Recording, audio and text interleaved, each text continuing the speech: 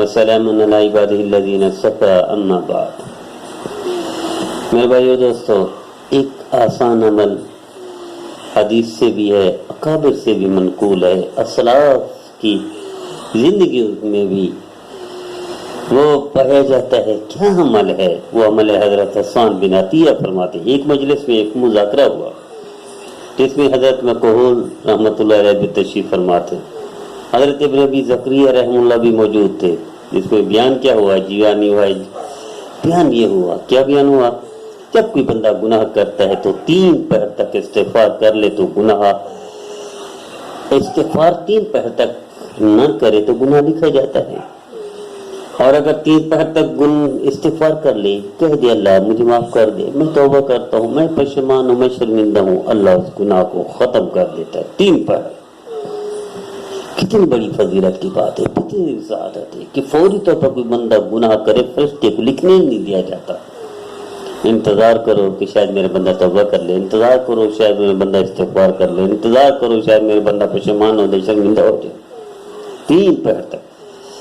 آگے حضرت ابو امامہ رضی اللہ تعالیٰ ارشاد فرماتے، نبی کریم صلی اللہ علیہ وسلم نے ارشاد فرمایا، بائیں ہاتھ والا فرشتہ خطا کار مسلمان بندہ سے 6 پہر تک اپنا قلم روکے رکھتا ہے۔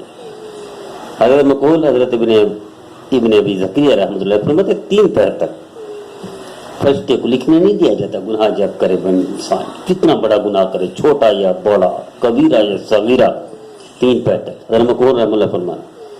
اور نبی کریم صلی اللہ علیہ وسلم کی روایت کون فرماتے ہیں؟ حضرت ابو امامہ، 6 پہر تک خطاکار بندے کی خطاکاری، اس کی گناہگاری، اس کے گناہ، اس کی فنکاری، اس کی مکاری، اس کی عیاری نہیں لکھنے دی جاتی۔ 6 قلم، 6 4 72۔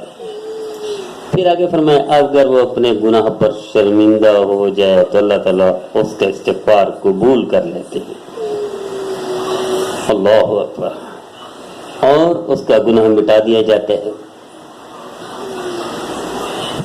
اور اگر نہ کرے تو 1 گناہ لکھنے کی اجازت دی جاتی ہے۔ بلکہ اللہ قرآن میں کہتا ہے جب بندہ توبہ کر لے، توبہ طیب ہو جائے، اللہ کی طرف رجوع کر لے، فَأُولَٰئِکَ يُبَدِّلُ اللَّهُ سَیِّئَاتِهِمْ حَسَنَاتٍ، اللہ اس کے گناہوں کو نیکی میں تبدیل کر لیتے۔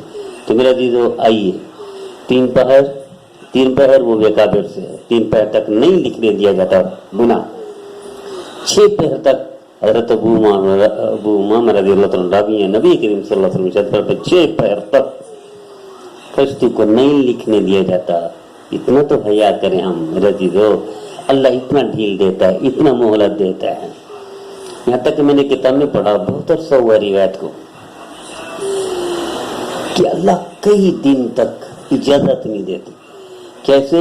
یعنی دائیں والا نیکی لکھتا ہے، بائیں والا گناہ لکھتا ہے، یہ اس سے پوچھتا ہے میں لکھوں، کہتا ہے نہیں نہ لکھو شاید توبہ کر دے۔ پھر وہ دوسرے پہلے پوچھتا ہے لکھوں، کہتا ہے نہیں لکھو شاید توبہ کر دے، یہاں تک کہ کئی دن گزر جاتے ہیں۔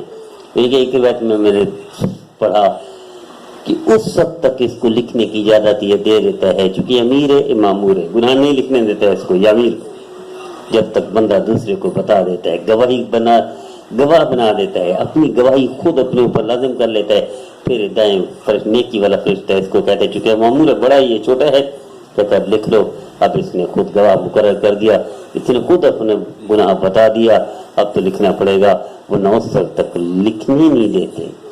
میرے عزیزو، اس سہولت سے، اس اللہ کی طرف سے ڈھیل سے مہلت فائدہ اٹھائیں۔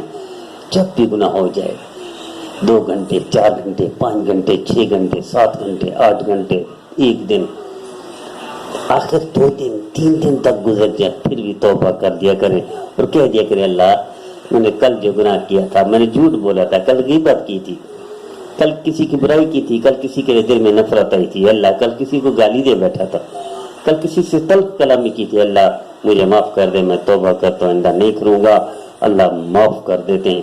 اللہ مجھے، آپ کو، ہم سب کو